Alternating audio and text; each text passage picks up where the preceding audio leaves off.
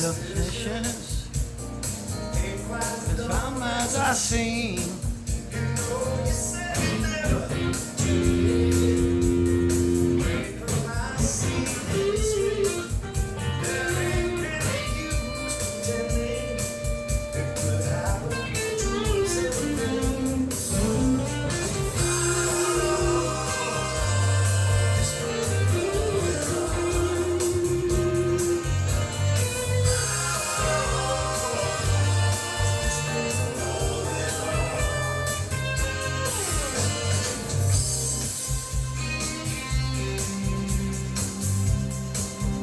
This is C.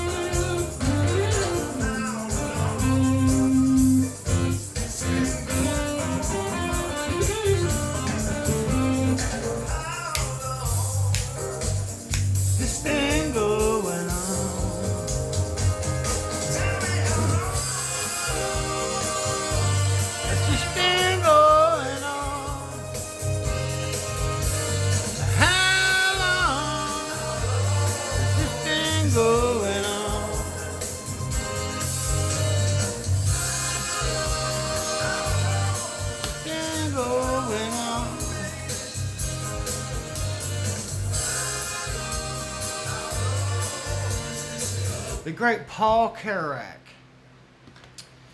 It's originally a Ace with Paul Carrack song. I think he wrote it though. He's this guy who he's fucking phenomenal. He does a lot of kind of contemporary-ish jazz, kind of pop rock, kind of. I mean, I don't want to say it's pop music. That seems disrespectful. You know, he's definitely an very accomplished musician. Fucking fantastic singer, a hell of a songwriter, composer. He always plays the keys. And this was some of his. This was a big hit in like 1974. So it's been almost 50 years. A fucking great song.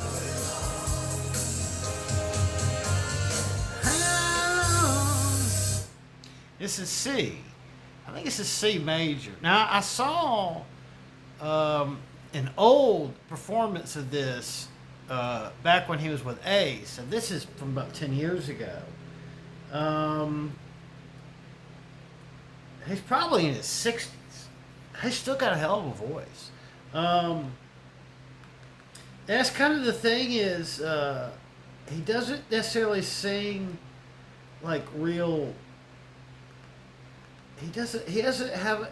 He's not like that's kind of like Daryl Hall, you know. As he's gotten older, 'cause he's like in his 70s. He's like, I mean, I think him and Billy Gibbons are about the same age. I think they're both pushing 80.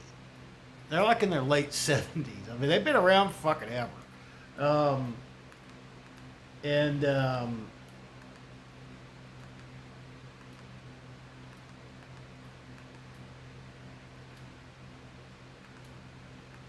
he was in a band called also for a while there called Squeeze.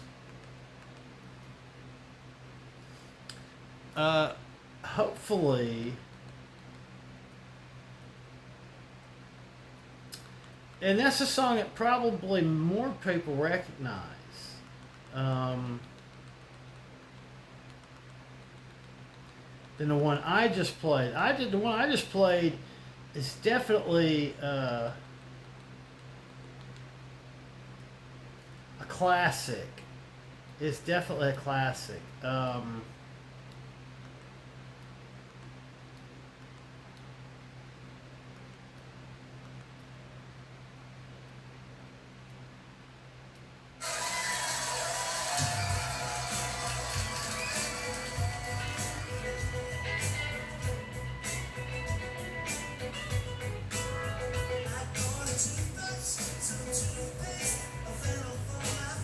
Okay, this is Squeeze. It's not the same singer though. That was a performance on Live with Jimmy Kimmel. See, they were originally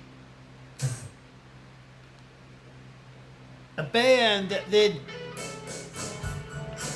Paul Carrack joined. It was on an album or two of theirs, and then left to go do something else. And he's the one that sings the original version. So their guitar players play. He's a good singer too, but he's not Paul Carrack. Pajamas, hairbrush, new shoes and a case. Do my reflection, let's get out of this place.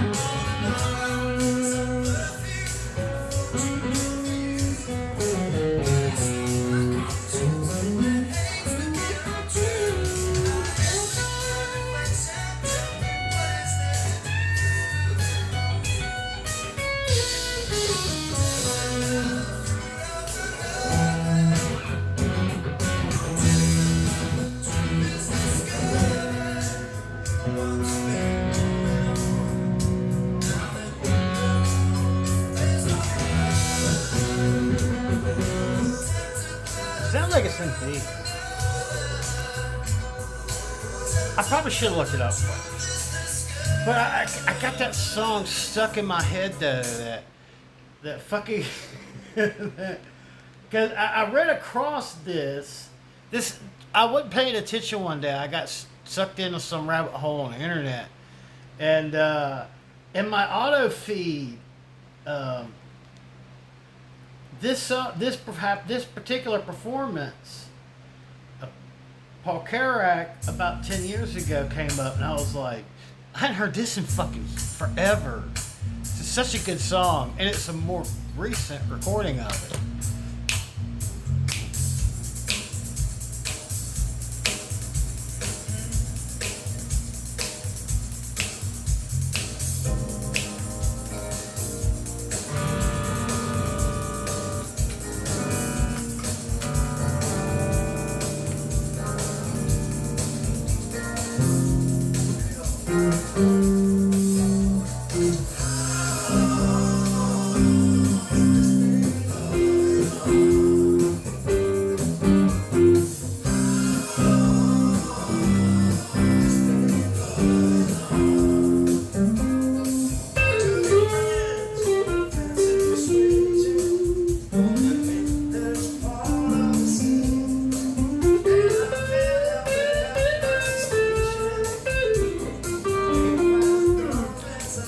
It's just great music. They don't make good music anymore.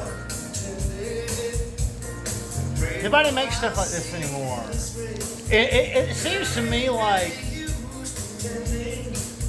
for this type of style where I can't really quite pinpoint the genre. It's not jazz, it's not soul, it's not funk, it's not pop, it's not rock, but it's got elements of all of that in it. Great singing, great performance. I wish I made music like this still.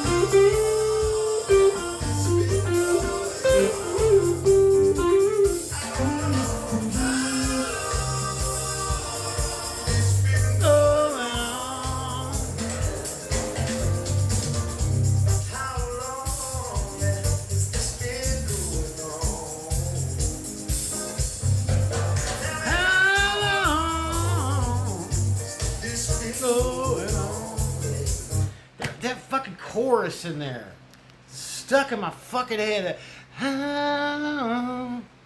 Something about music of that era, that I don't know, where it's like a lot of genres are kind of blended together. It was a lot more musical, in my opinion. I think a lot of it's due to. It might be a lot of it's due to the fact that so many things back then I think were a lot more written from a piano or written from an organ or keyboards. It's like my uncle. He's like fucking phenomenal keyboardist, pianist. He can be a huge fucking asshole a lot of times, but I ain't gonna deny it. He ain't fucking talented musician. And it seems like music of this era was probably a lot of what kind of inspired him. Um, it is kind of because, uh, a lot of it I think was written from um, it was, a lot of it was written more from I guess the musical perspective of someone who plays the keys and a guitar player or a bass player. I think that's the reason why Steely Dan was so great, is because the musical minds that it mostly came out of were, you know, the guy who played the keys and the guy who played the bass and then later played also, the guitar. So it was kind of like a dual perspective there. If you're a Warren G fan, you'll like this song. By Mr. Micheal McDonald. Now this is the Doobie Brothers. But Michael McDonald became a member of the Doobie Brothers, and then he made a solo album also. You've probably been hearing on the radio a lot lately. This is I can't forget love anymore. Single release from his new album. It's called I Keep Forgetting. Oh. I wonder what key it's in. I never tried to figure that out.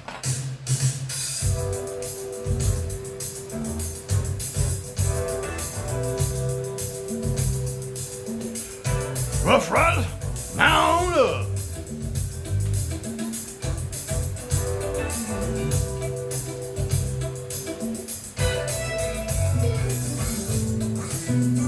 It's me.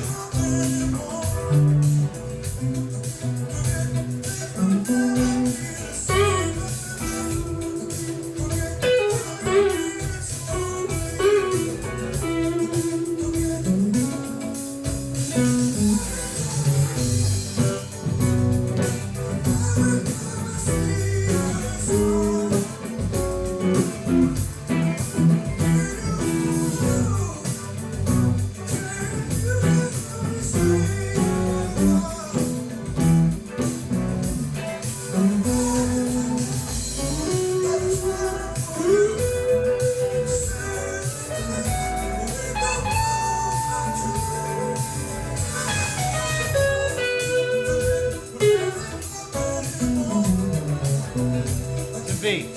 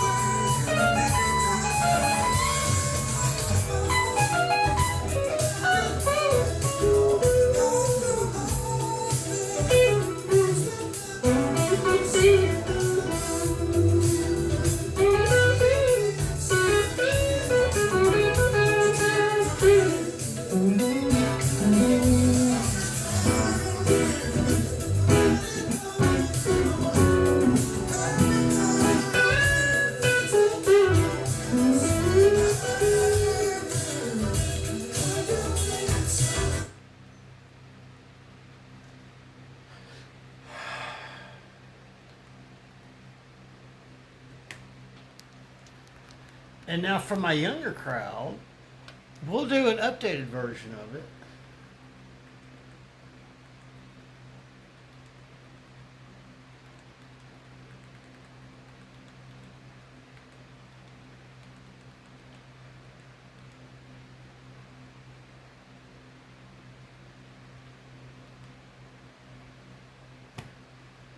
Sadie. She's Oh, on fuck Verizon. her. And she's got the new My Plan, so she gets exactly Yo, fuck her and her goddamn Verizon bullshit. Stuck up cunt.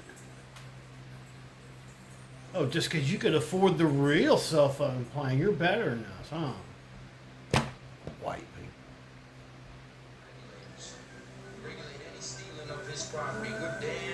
Damn good, too. No street off the geek. Handle what you steal, if you know what I mean. Earn your keep. That was from Young Guns. Yeah, it was. It was from Young Guns. Louder. It was a clear black night, a clear white moon, woman, she was on the streets. Trying to consume. Damn, some space.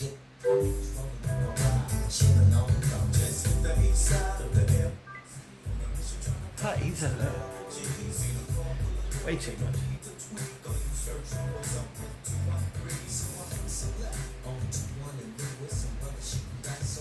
The fuck?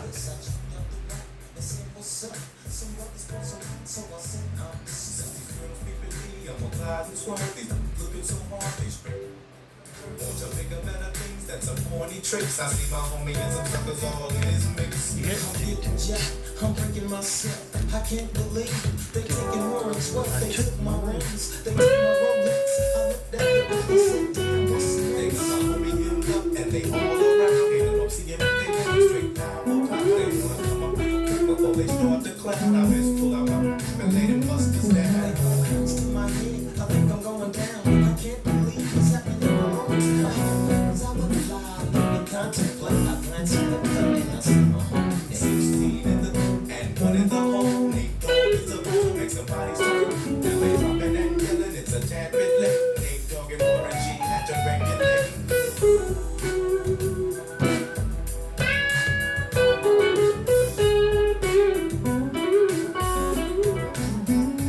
I leave when the bus is down, I let my explode. And I'm switching the mind back into freak mode.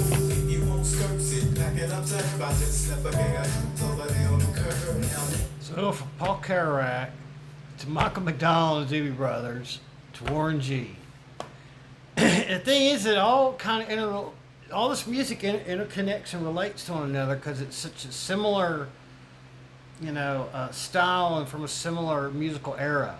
In a lot of ways, Micheal McDonald's song came out a lot later than you probably would expect. It came out like the early '80s, but it sounds like it could have come out the early to mid '70s as well. It would have been just as at home. It kind of like certain music, certain songs are just kind of like I'm not saying necessarily timeless, but they're dateless in some ways. It's like you could release them at any time and they'd be great songs. They'd probably be very popular.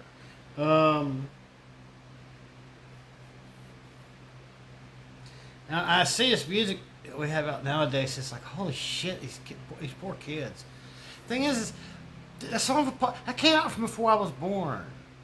Most of the music I like, I probably loved the most was long before I would have ever. I mean, some of it I remember when it was new. I guess that's not necessarily a fan. I didn't have no money to go buy no records at that point. I mean, except for maybe like after 1983, I probably had Thriller, by Michael Jackson.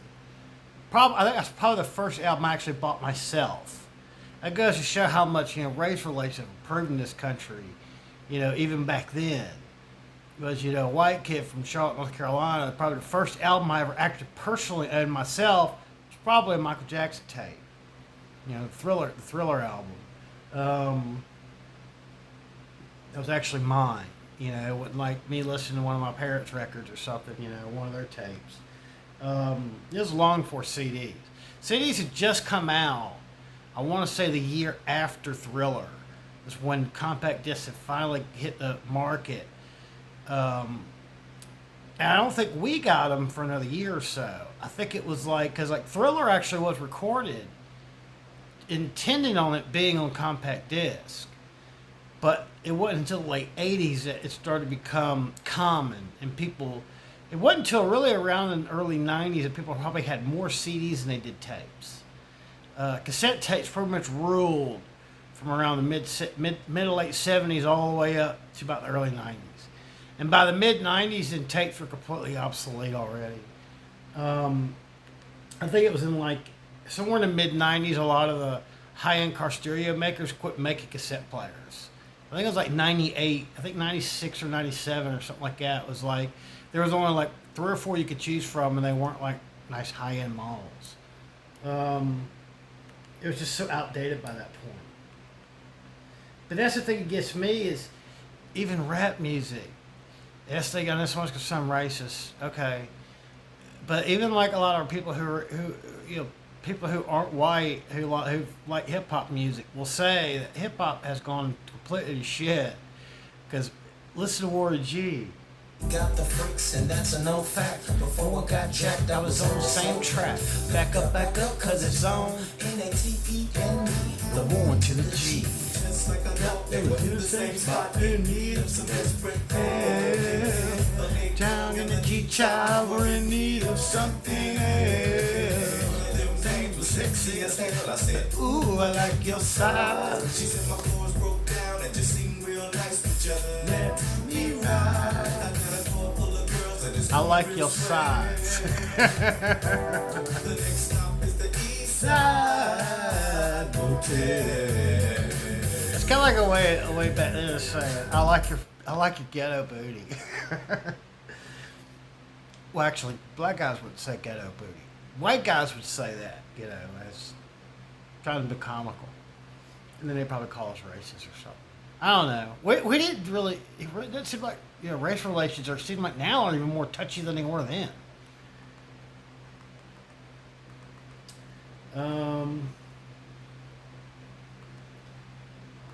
But yeah, that's the thing. That song. I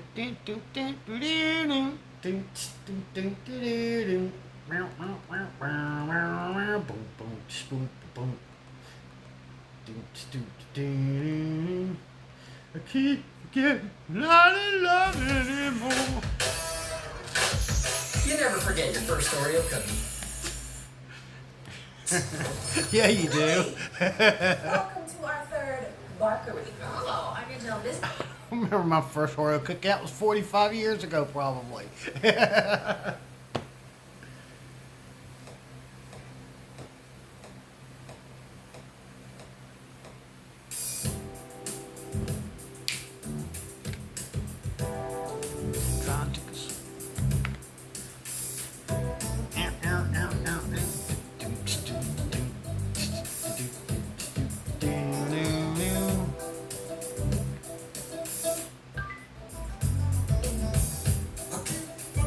We're not in love anymore.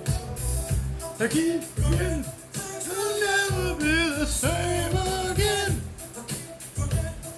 You made it so clear. I keep forgetting every time you leave. You see your smile. That's a funky ass song.